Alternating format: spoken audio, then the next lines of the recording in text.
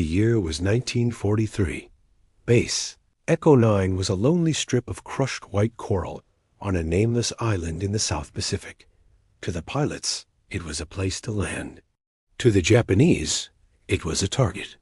But to Sergeant Grease Miller, it was a living, breathing creature that required constant care.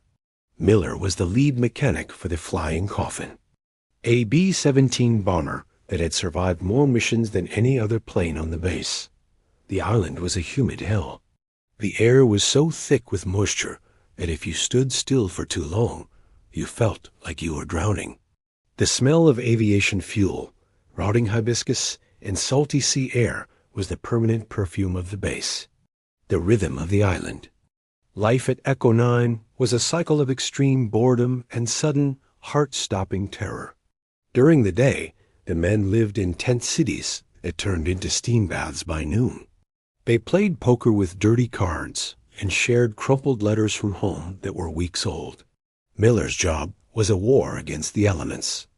The salt air ate the metal of the planes, the humidity rotted the electrical wires, and the fine coral dust clogged the engines.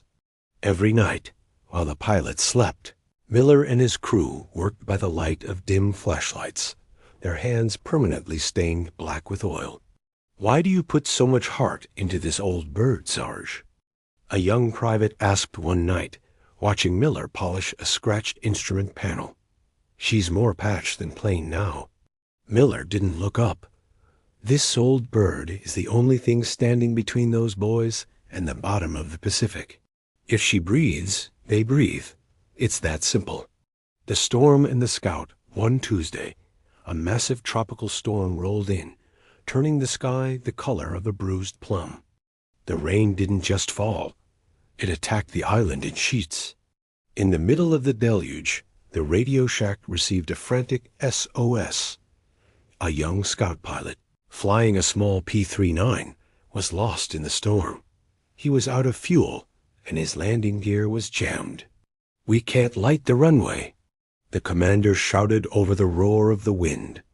"The generators are flooded, and the wind will blow out any flares we set." Miller looked at the Flying Coffin. He knew that plane's electrical system better than his own name. He also knew that the bomber had the most powerful landing lights on the base. "I can guide him in," Miller said, his voice steady. "But I need to move the B-17 to the edge of the strip." The human beacon Miller climbed into the cockpit of the massive bomber. The wind was shaking the heavy plane like a toy. He couldn't fly it, he wasn't a pilot, but he knew how to talk to it. He bypassed the main circuit breaker, using a piece of copper wire to jump-start the auxiliary power unit. As the Scout plane's engine spluttered in the darkness above, Miller flipped the switches. Two massive beams of brilliant white light cut through the rain, illuminating the coral runway like a path of diamonds. But there was a catch. The wiring was old, and the surge was too much. To keep the lights on, Miller had to hold the bypass wire in place with his bare hands. Every time the lightning struck nearby, a jolt of electricity surged through his arms, making his muscles lock in agony. He didn't let go.